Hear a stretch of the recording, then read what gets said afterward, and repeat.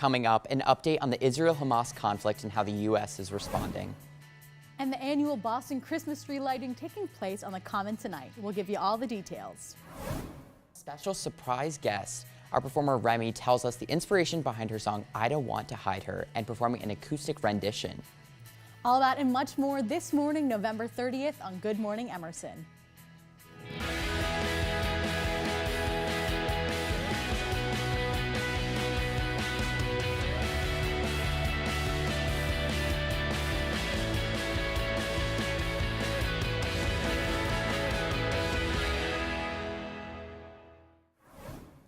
Good morning, Emerson. I'm Drew Mitchell. And I'm Katie Delaney. Katie, the weekend is slowly approaching. We are hitting the mark of Thursday. What are your weekend plans? Listen, it's going to be doing a lot of homework, Right. a lot of studying, and a lot of difficult travel going on. It's grind time. It's that time of the season, which is unfortunate, but we'll try and make the most of it. Weather should be okay, as Caroline said earlier this week. So hoping maybe you can get outside every once in a while. We'll see. Yeah. Hopefully we'll get there. Yeah, definitely. Well, with today's breaking news, one of our WEBN correspondents, Mackenzie Bruno, is reporting to us live in the JPC. How are you today, Mackenzie? I'm good, thanks guys. Good morning. Welcome to this WEBN News Update. I'm Mackenzie Bruno, here with today's top stories.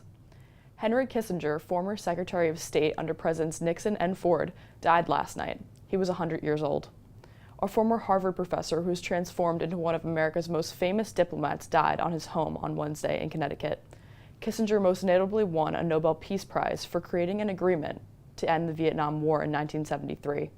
Kissinger is regarded as one of the most controversial diplomats in American history for his dominating role in U.S. foreign policy in the 70s. 17 more hostages were released last night by Hamas in Gaza. The ceasefire in Gaza has been extended for one more day after a last-minute agreement for the release of more hostages and Palestinian prisoners. Mediators in Qatar extended the ceasefire between Israel and Hamas for another day. Wednesday was supposed to be the final day of the ceasefire extension. The pause in fighting allows for aid to reach the Gaza Strip, as well as for hostages to be released. On Wednesday, Hamas released 16 hostages in Gaza to Israeli officials in exchange for 30 Palestinians. After 17 days, the construction workers trapped in a collapsed tunnel in northern India have been released. On November 12th, 41 construction workers became trapped in a tunnel in Okhtahashi, India. A landslide caused the 2.8-mile tunnel to collapse. All 41 construction workers were rescued from the tunnel with no serious injuries. Prime Minister Modi commented on the tireless efforts to save the rescue workers. He applauded their humanity and teamwork. Harvard University is under investigation by the U.S. Department of Education after claims of anti-Semitism on campus. Earlier this month, the United States Department of Education opened several federal civil rights investigations into a half-dozen colleges and universities in the U.S. The increase in anti-Semitic and Islamophobic attacks on campuses come as a result of the Israel-Hamas War. Harvard University was added to the list of schools this week. The Boston Globe reported that the investigation against Harvard resulted from a complaint last month indicating harassment and discrimination against Jewish and Israeli students. Harvard President Claudine Gay spoke out about claims of anti-Semitism on campus earlier this month in a letter concluding with "Anti-Semitism has no place at Harvard." Hey guys, how are you doing this morning? Well, I am doing fine. Katie, you had a bit of a rough morning. Do you want to unpack that? It's true. The commute has been tough these days. As you probably Yes. know, Mackenzie, the Green Line has been entirely down through downtown. It's closed for this whole week. So my commute's a bit tricky. We take the train, we take a bus, we walk. It's a lot, but I'm making it through. Yeah. I'm doing okay. Luckily, I don't have those travel issues, and hopefully that won't affect weekend plans for you, Katie. I mean, obviously you said you have a lot of work to do, but still, travel issues would put a downer on that, definitely. Hopefully it'll be all right. How are you, Mackenzie? Good, I'm having the same problems with the T, so Gosh. getting through it, but Getting it's tough. through. And good luck to us both. Yeah. Well, thanks so much, Mackenzie. Thanks. With the sports update from this week, we'll now hear from our sports correspondent, Noah Berkowitz. What's up, Noah? Thanks, Drew. New York Jets quarterback Aaron Rodgers has been reinstated from IR onto the 21-day practice list. The move comes just 11 weeks after undergoing surgery to repair a torn Achilles, an injury he suffered just 4 plays into the season. The Jets have the 21-day period to mull over whether to fully reinstate the future Hall of Famer or shut him down for the rest of the year. The timeline, which Rodgers has openly stated, has been for him to try and return by the Jets' Christmas Eve game against the Washington Commanders. Jets head coach Robert Saleh had this to say about Rodgers' recovery in a press conference. I think he's sacrificed so much already for the organization and himself and his teammates, and he's doing it again. I think it's a testament to who he is as a human. And yeah, obviously there's a little bit of that drive where he wants to prove that it can be done faster than anyone's ever done it before. No NFL player has ever returned from a torn Achilles in under 5 months.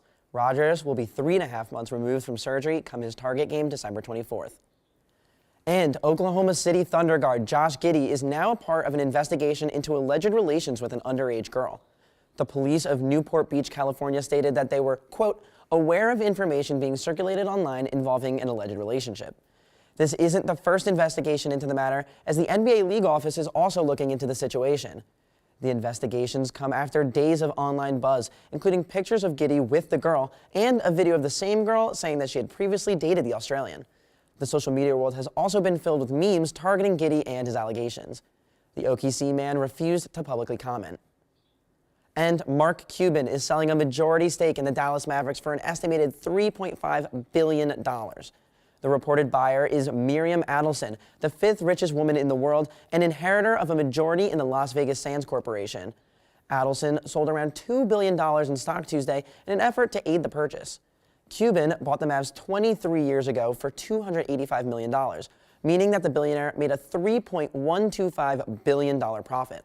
Cuban will also still remain in charge of basketball operations and maintain shares in the Texas team. That's all for sports today. Back to you guys at the desk.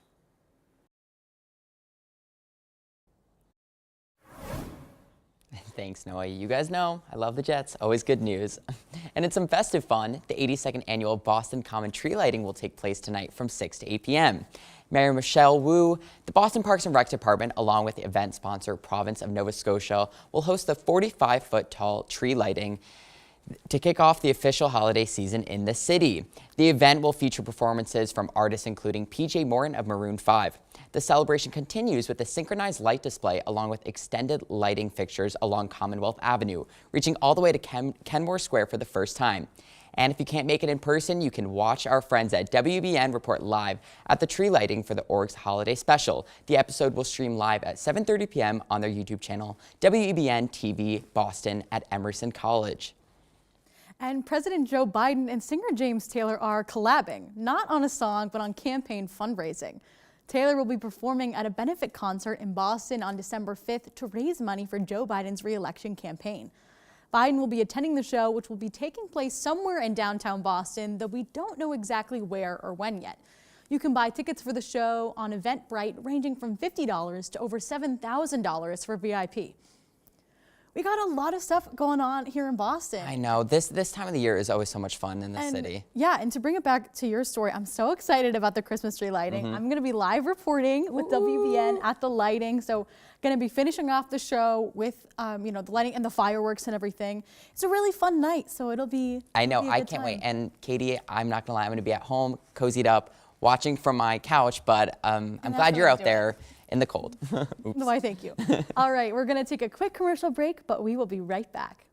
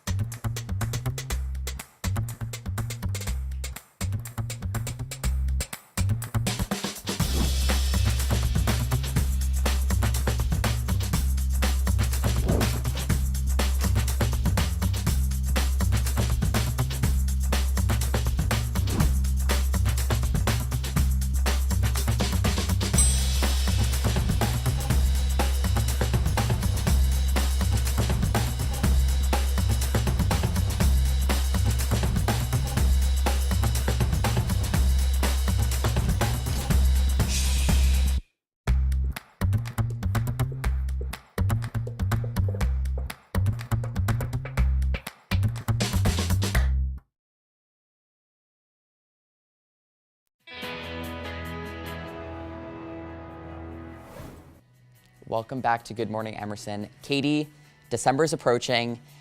which means we're about 11 months out from the presidential election. Things are heating up, definitely. They're already going. We have a lot of updates on the national level, on more local levels, lots of things happening. We got some updates on Vivek Ramaswamy's campaign coming up, and things are always getting ready. Yeah, I know. Things are happening. I'm getting excited, but yeah. All right, so with more politics and updates from this week, our politics correspondent Meg Richards has the latest. Meg?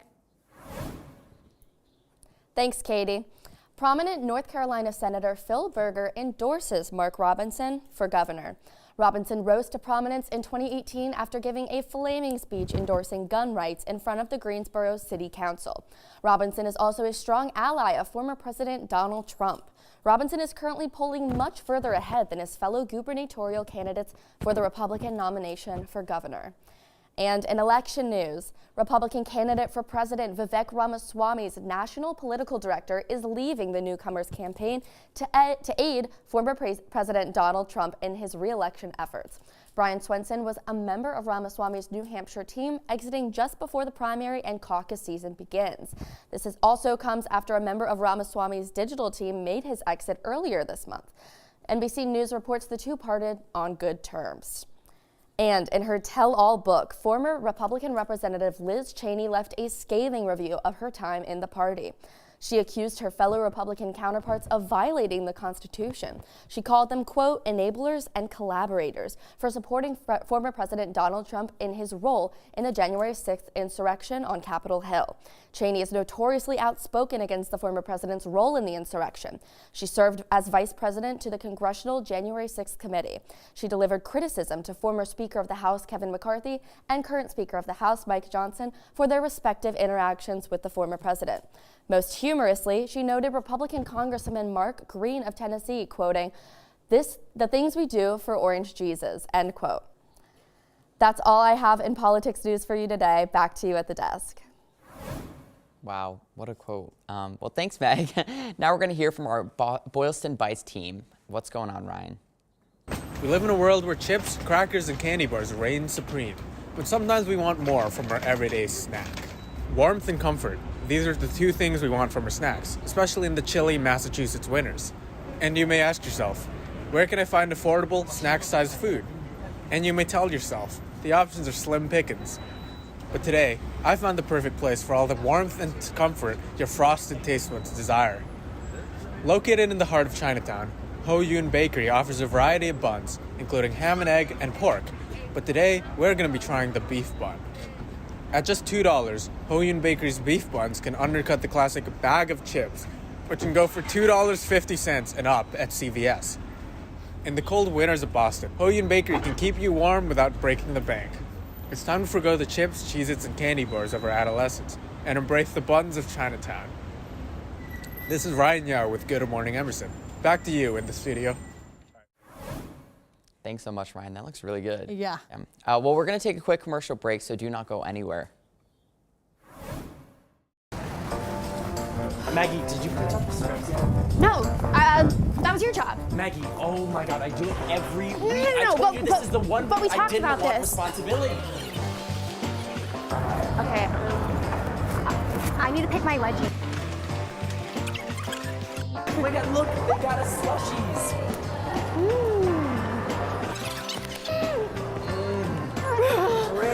Freeze. Oh my God, we're here. He's queer. Now get used to it. Come on, give me my mic. Mic me. Hi, I'm Christian Mudrick. And I'm Maggie Morlap. And you're watching Real Reactions. On the Emerson Channel.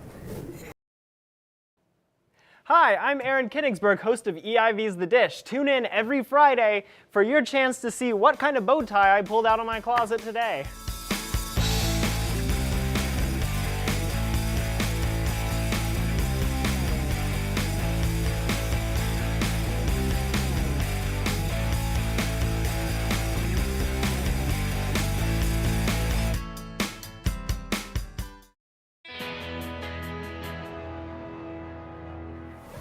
Welcome back to Good Morning Emerson.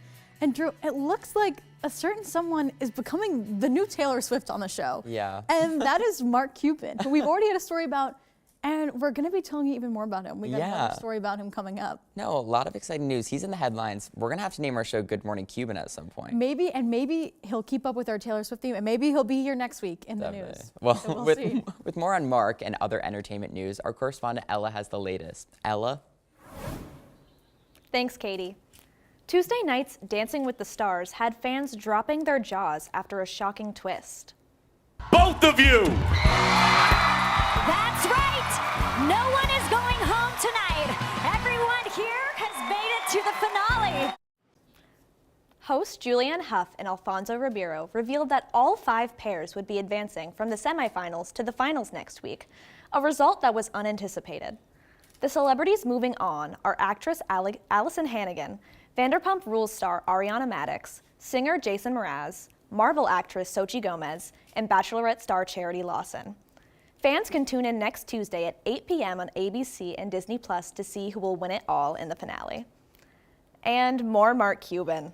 Billionaire Mark Cuban announced last week that he'll be leaving ABC's hit show Shark Tank. Cuban disclosed his departure on the Showtime podcast All the Smoke, where he also spoke about his time on Shark Tank. The series, which began airing in 2009, allows entrepreneurs to pitch their companies to successful business people in hopes of elevating their businesses with investments. Cuban, who also owns the Dallas Mavericks, has been on all 15 seasons of Shark Tank. The 16th season will be his last. And Stephen Colbert had to cancel this week's episodes of The Late Show after he ruptured his appendix.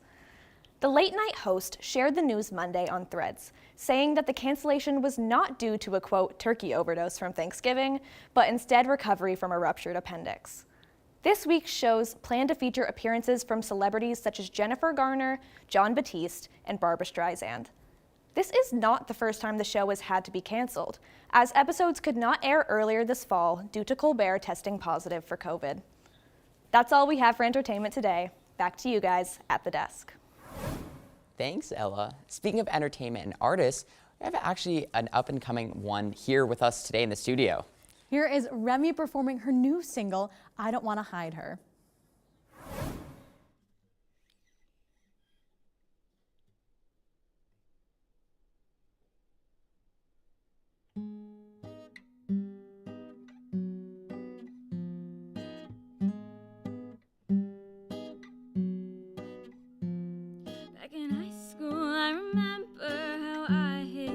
Pictures, told my parents I was going with a friend. But how my heart beat when I kissed her, and I no longer wanted to whisper, but I wasn't ready to beg. It's been a slow dance for way too long. How much louder do you need me to be?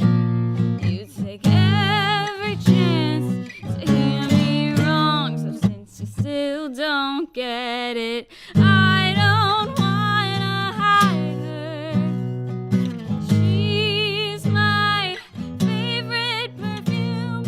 I don't wanna hide her, but you make me feel like I have to.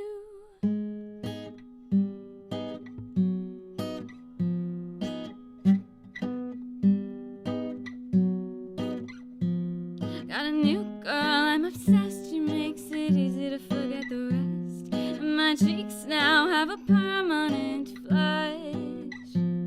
Got her face inside my locket, and her hand sits in my back pocket. There's nothing platonic about us. It's been a slow dance for way too long. How much louder do you need me to scream? You take every chance to hear me wrong, so since you still don't get it, I don't wanna hide her. She's my favorite perfume. I don't wanna hide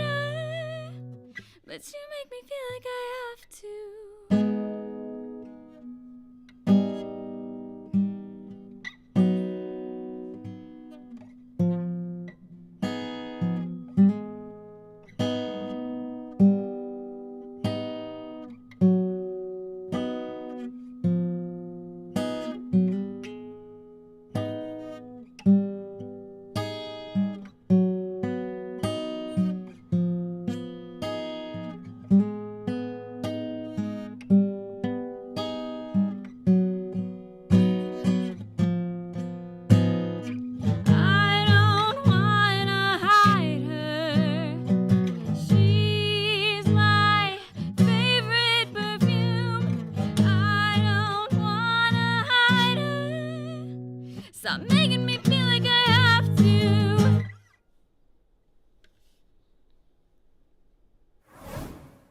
Whew, what a great song. Yeah. That was a fantastic performance. Now we're going to take a quick commercial break, but when we get back, we'll learn the inspiration and the artist behind the song when we sit down with Remy. Don't go anywhere.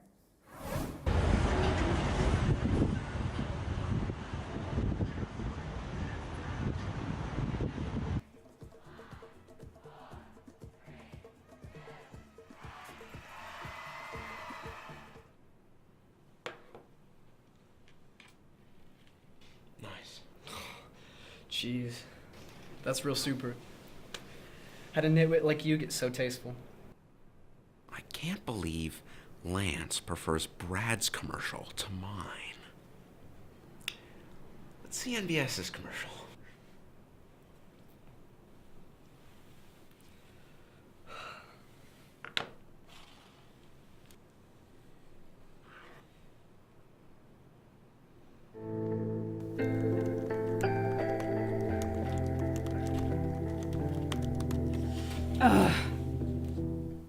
Having writer's block? Try NBS.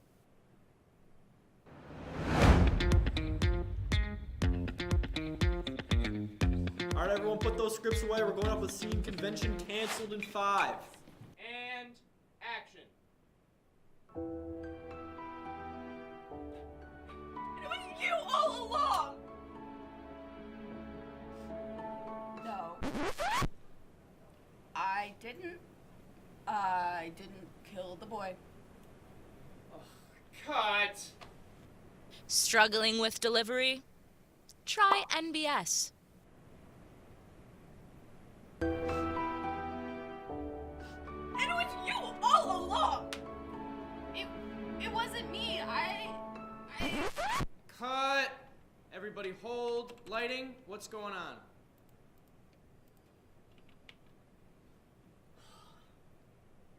Need to learn a new crew position? Try NBS.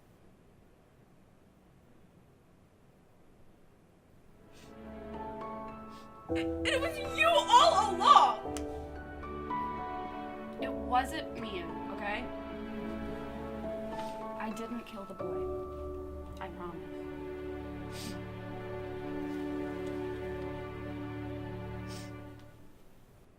Look at the subtle promotions.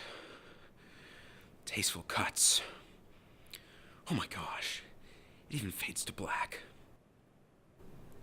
Are you okay there, Zach?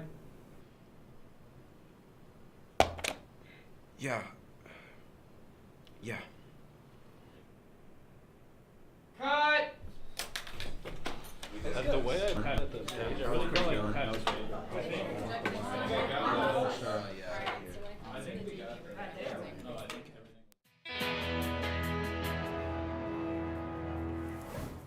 Welcome back to Good Morning Emerson. We're here with the amazing artist behind the song you just heard, Remy. And thanks so much for being here, Remy. How are you doing this morning? Yeah, I am so good. I'm so awake.